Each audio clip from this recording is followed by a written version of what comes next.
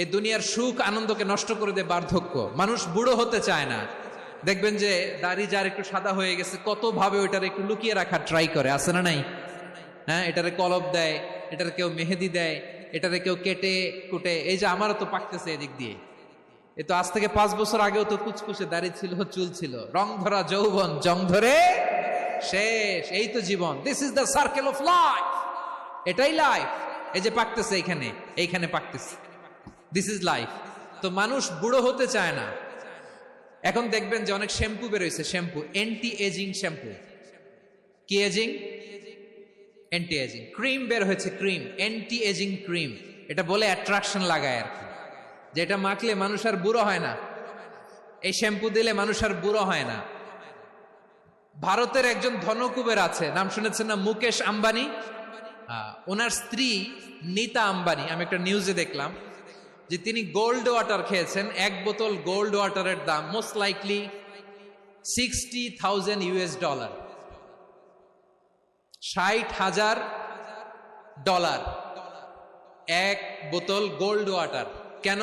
এটা খেলে বার্ধক্যের ছাপ নাকি চেহারায় লাগে না। কিন্তু মানুষ যতই বয়স ধরে রাখতে চাক এই দুনিয়ার জামিনে, সে কি তার বয়স লুকাতে পারে? আমার কলিজার টুকরা সিলেট, আওয়াজ করে বলেন, এই দুনিয়ার জীবনে বয়সকে ধরে রাখা যাবে? আপনি অমর হবেন জান্নাতে, চির সুস্থ হবেন জান্নাতে। আপনি যদি চির যৌবন থাকতে চান, চির যুবক, এটা পাবেন জান্নাতে। সুবহানাল্লাহ বলেন। ওই জান্নাতে আপনি যেতে চান তো? চান?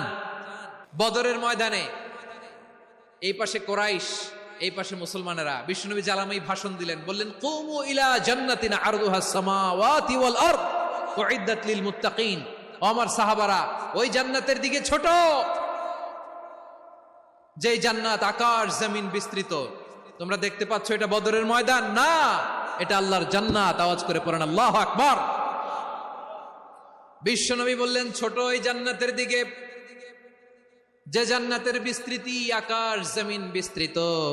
বিশ্বনবীর এই কথা শোনার পরে এক আনসারী সাহাবী সাইয়েদনা উমাইর ইবনুল হুমাম রাদিয়াল্লাহু তাআলা আনহু খেজুর খাচ্ছিলেন। তিনি বিশ্বনবীর দিকে তাকিয়ে কথা শুনছেন আর খেজুর খাচ্ছেন। যখন বিশ্বনবী বললেন জান্নাতের দিকে ছোট, যে জান্নাত আকাশ জমিন বিস্তৃত, বিশ্বনবীর কথা শোনা মাত্র সাইয়েদনা উমাইর ইবনুল হুমাম বললেন বাহ বাহ। কি বললেন? বাহ বাহ, মানে চমৎকার, মাশাআল্লাহ, চমৎকার।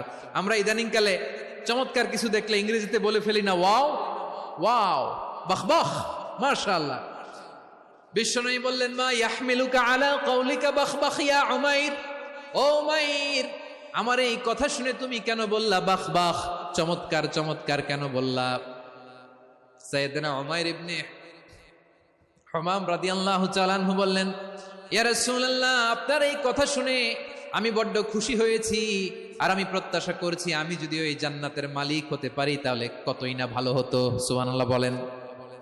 বিশ্বনবী বললেন, ছোট এই জান্নাতের দিকে, যে জান্নাত আকাশ জমিন বিস্তৃত। আপনার এই চমৎকার মুখনিসৃত কথা শুনে আমার হৃদয়ের মধ্যে জান্নাতি হওয়ার বাসনা জেগে উঠলো, এজন্য বলেছি বাহ বাহ, আমি যদি ওই জান্নাতে যেতে পারতাম কতই না ভালো হতো।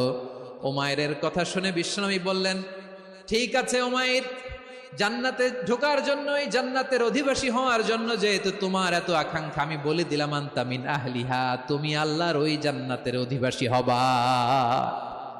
যাও উমাইর, তুমি ওই জান্নাতের অধিবাসী, ওই জান্নাতে তুমি ঢুকবা, তুমি জান্নাতি। তার মানে সহজ কথায় তুমি জান্নাতি। সুবহানাল্লাহ বলেন। যখনই বিশ্বনবী বললেন জান্নাতি, সাইয়েদনা উমর রাদিয়াল্লাহু তাআলা আনহু খেজুর খাচ্ছিলেন আর মনে মনে ভাবে, বিশ্বনবী যখন ওয়ারেন্টি দিয়েছে, বিশ্বনবী যখন গ্যারান্টি দিয়েছে আমি জান্নাতে যাব, তাহলে হাতে তো এখনো 3টা খেজুর বাকি। এই 3টা খেজুর যদি খাই তাহলে জান্নাতে ঢুকতে দেরি হয়ে যাবে। সুবহানাল্লাহ পড়েন। হাতে কয়টা খেজুর? 3টা খেজুর। বিশ্বনবী বললেন, উমাইর আনতা মিন আহলিহা, তুমি ওই জান্নাতের অধিবাসী, তুমি জান্নাতি। উমাইর চিন্তা করলেন, আমি জান্নাতি, নবীর মুখ দিয়ে যখন বেরোইছে ওই জান্নাতে তো আমার ঢুকতেই হবে, কিন্তু হাতে 3টা খেজুর খেয়ে যদি জিহাদের ময়দানে যাই তাহলে জান্নাতে যেতে তো দেরি হয়ে যাবে। এই চিন্তা আসা মাত্রই খেজুর 3টাকে তিনি ছুঁড়ে মারলেন তলোয়ার বের করে আল্লাহু আকবার বলে বদরের ময়দানে ঝাঁপিয়ে পড়লেন। আল্লাহর শত্রুদেরকে কচুকাটা করে এক পর্যায়ে শাহাদাতের সুধা পেয়ে নিজেও জান্নাতি হয়ে গেলেন। পড়েন সুবহানাল্লাহ। প্রিয় ভাইরা, সূরাতুল আহজাবের 45 এবং 46 নম্বর আয়াত আমি তেলাওয়াত করেছি, যেখানে আল্লাহ তাআলা বিশ্বনবীর 5টি বৈশিষ্ট্যের কথা বলেছেন। কয়টি? সবাই বলুন আওয়াজ করে, কয়টি? 5টি বৈশিষ্ট্যের কথা আল্লাহ তাআলা এই আয়াত দুটিতে উল্লেখ করেছেন। বিশ্বনবী সাল্লাল্লাহু আলাইহি ওয়াসাল্লামের জীবনী, ওনার বায়োগ্রাফি নিয়ে কথা বলাটা দুষ্কর, কারণ এটার কোনো শেষ নাই, কুল নাই, কিনারা নাই, বিয়ন্ডলেস, বাউন্ডলেস, বটমলেস। সুবহানাল্লাহ বলেন। কারণ তিনি তো এমন নবী যিনি হ্যাঁ বললে এটা শরীয়তে হালাল হয়ে যায়। নবীর মুখ দিয়ে যদি বের হয় হ্যাঁ, নাম, ইয়েস, তাহলে এটা হালাল। ঠিক কিনা বলেন?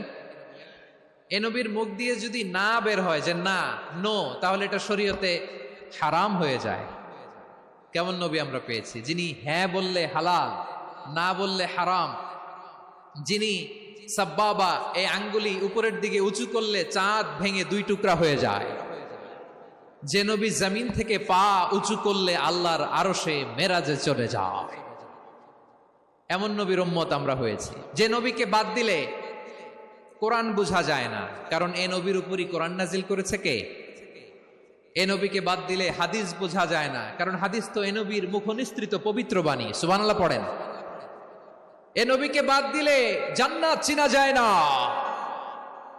কারণ জান্নাত তিনি চাক্ষুষ দেখে এসে আমাদেরকে মেরাজ শেষে বর্ণনা করে শুনিয়েছেন। এ নবীকে বাদ দিলে জাহান্নাম চেনা যায় না, এ নবীকে বাদ দিলে আমার রবকে চেনা যায় না। ঠিক কিনা বলেন?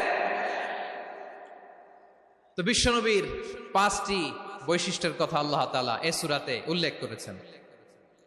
আল্লাহ রাসূল সাল্লাল্লাহু আলাইহি ওয়াসাল্লাম যখন মক্কাতে দাওয়াত দিচ্ছিলেন, মক্কার কুরাইশরা নানাভাবে বিষ্ণু ঈসা ইসলামকে কষ্ট দিচ্ছিল, নানাভাবে ট্যাগিং করছিল, মিথ্যা অপবাদ দিচ্ছিল। কখনো কখনো তারা বিশ্বনবীকে বলছিল মিথ্যাবাদী, কাযযাব। কখনো বলছিল যে তুমি হচ্ছে জাদুকর, সাহের। কখনো বলেছে শায়ের, মুহাম্মদ তুমি কবি। কখনো বলেছে কাহেন, মুহাম্মদ তুমি গণক। এবং কখনো বলেছে মুহাম্মদ তুমি হচ্ছে মাজনুন, মানে পাগল। আওয়াজ করে সবাই পড়ুন নাউযু বিল্লাহি মিন যালিক। তাহলে বিশ্বনবীকে মৌলিকভাবে এই 5টি অপবাদ দিয়েছে।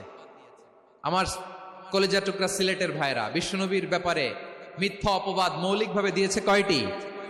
5টি। বলেছে তুমি মিথ্যাবাদী, বলেছে তুমি গণক, তুমি কবি, তুমি পাগল, তুমি জাদুকর। বিশ্বনবীকে যে এই 5টি অপবাদ দেয়া হলো, আল্লাহ তাআলা এটা সহ্য করেননি। এই 5টি অপবাদের বিপরীতে আল্লাহ তাআলা বিশ্বনবীর 5টি চমৎকার বৈশিষ্ট্য উল্লেখ করে সূরাতুল আহজাবের 2টি আয়াত নাজিল করেছেন। আওয়াজ করে পড়েন আল্লাহু আকবার। 5টি চমৎকার বৈশিষ্ট্য সূরাতুল আহজাবের ভেতরে রব্বুল আলামিন উল্লেখ করে আমাদেরকে জানিয়ে দিচ্ছেন, ইয়া আইয়ুহান নাবিয়্যু ইন্না আরসালনাকা শাহিদান ওয়া মুবাশশিরান ওয়া নাযীরা ওয়া দাঈয়ান ইলাল্লাহি বিইذনিহি ওয়া সিরাজাম মুনীরা। পড়েন আল্লাহু আকবার। রব্বুল আলামিন ডেকে বলেন, ও নবী, নিশ্চয় আমি আপনাকে সাক্ষ্যদাতা রূপে প্রেরণ করেছি, সুসংবাদদাতা রূপে প্রেরণ করেছি, সতর্ককারী রূপে প্রেরণ করেছি, আল্লাহর দিকে আহ্বানকারী রূপে প্রেরণ করেছি, আর আলো দানকারী চেরাগ রূপে, প্রদীপ রূপে প্রেরণ করেছি। পড়েন সুবহানাল্লাহ। 5টা বৈশিষ্ট্য। 1 নম্বরে আল্লাহ তাআলা বলেন, হে নবী, নিশ্চয় আমি আপনাকে সাক্ষ্যদাতা হিসেবে প্রেরণ করেছি। সাক্ষ্যদাতা, বিষ্ণু ঈসা ইসলাম সাক্ষ্য দিবেন, এজন্য শাহিদ। শাহিদ মানে সাক্ষ্যদাতা। আওয়াজ করে বলুন, শাহিদ মানে কি? তিনি সাক্ষ্য দিবেন। মুবাশশির, 2 নম্বর বৈশিষ্ট্য হচ্ছে তিনি মুবাশশির। মুবাশশিরুম বিরাহমাতিল্লাহি ওয়া বিল জান্নাহ। তিনি আল্লাহর রহমতের সুসংবাদ দেন, তিনি আল্লাহর জান্নাতের সুসংবাদ দেন। সুবহানাল্লাহ পড়েন। 3 নম্বর বৈশিষ্ট্য হচ্ছে নাযীর, তিনি সতর্ককারী, ওয়ার্নার। তিনি সাবধান করতে এসেছেন, রিমাইন্ডার দিতে এসেছেন যে আল্লাহর পথে যদি না চলো, শিরকি কাজ যদি না থামাও, তাহলে এমন আযাব আসবে ওই আল্লাহর পাকড়াও থেকে তুমি বাঁচতে পারবে না। তিনি নাযীর। বিষ্ণু ঈসা ইসলামের 4 নম্বর বৈশিষ্ট্য হচ্ছে দাঈয়ান ইলাল্লাহ, তিনি আল্লাহর দিকে আহ্বানকারী। এই যে আমরা আমাদেরকে পরিচয় দেই যে আমরা দাঈ, বলি না? বলি যে উনি হচ্ছেন একজন দাঈ ইলাল্লাহ। বহু বচনে আমরা বলি আদ-দুআত ইলাল্লাহ, এটা কোরআনের এই আয়াত থেকে এসেছে। সুবহানাল্লাহ পড়েন। ওয়া দাঈয়ান ইলাল্লাহি বিইذনিহি, আল্লাহর আদেশে বিষ্ণু ঈসা ইসলাম আল্লাহর দিকে মানুষকে ডাকেন। এবং বিষ্ণু ঈসা ইসলামের 5 নম্বর বৈশিষ্ট্য হচ্ছে সিরাজাম মুনীরা, আলোদানকারী প্রদীপ, আলোকদীপ্ত প্রদীপ, যে আলো দিয়ে তিনি গোটা বিশ্বকে আলোকিত করেছেন। আওয়াজ করে পড়েন আল্লাহু আকবার। তাহলে মোট 5টি বৈশিষ্ট্য নিয়ে আমরা কথা বলবো বিশ্বনবীর। আওয়াজ করে বলুন কয়টি? 1 নম্বরে হচ্ছে শাহিদ, বিশ্বনবী সাক্ষী দিবেন। কি দিবেন? He will be witness for all prophets and for us. তিনি নবীদের উপরও সাক্ষী দিবেন, আবার উম্মতের উপরও সাক্ষী দিবেন। সুবহানাল্লাহ পড়েন। কিয়ামতের দিন আল্লাহ তাআলা প্রত্যেক নবীকে জিজ্ঞেস করবেন যে তুমি কি তোমার উম্মতের কাছে আমি যা যা পৌঁছাতে বলেছিলাম পৌঁছিয়েছো? নবীরা বলবে আল্লাহ আমি পৌঁছিয়েছি। নবীদের কথা ঠিক কিনা, সত্য কিনা, এর সপক্ষে তখন বিশ্বনবী সাক্ষী দিবেন। সুবহানাল্লাহ পড়েন। এজন্য রব্বুল আলামিন বলেন ফাকাইফা ইযা জিনা মিন কুল্লি উম্মাতিন বিশাহীদিন ওয়া জিনা বিকা আলা হাউলাই শাহীদা। তখন কেমন হবে যখন প্রতিটি উম্মত থেকে আমি একজনকে সাক্ষ্য হিসেবে বের করে আনবো, আর তাদের উপরে নবী আমি আপনাকে সাক্ষ্য বানাবো। পড়েন সুবহানাল্লাহ। তাহলে সব উম্মতের ব্যাপারে সেই উম্মতের নবীরা সাক্ষ্য দিবে, আর ওই নবীদের উপরে আমাদের নবী বিশ্বনবী সাক্ষ্য দিবেন। সুবহানাল্লাহ পড়েন। এজন্য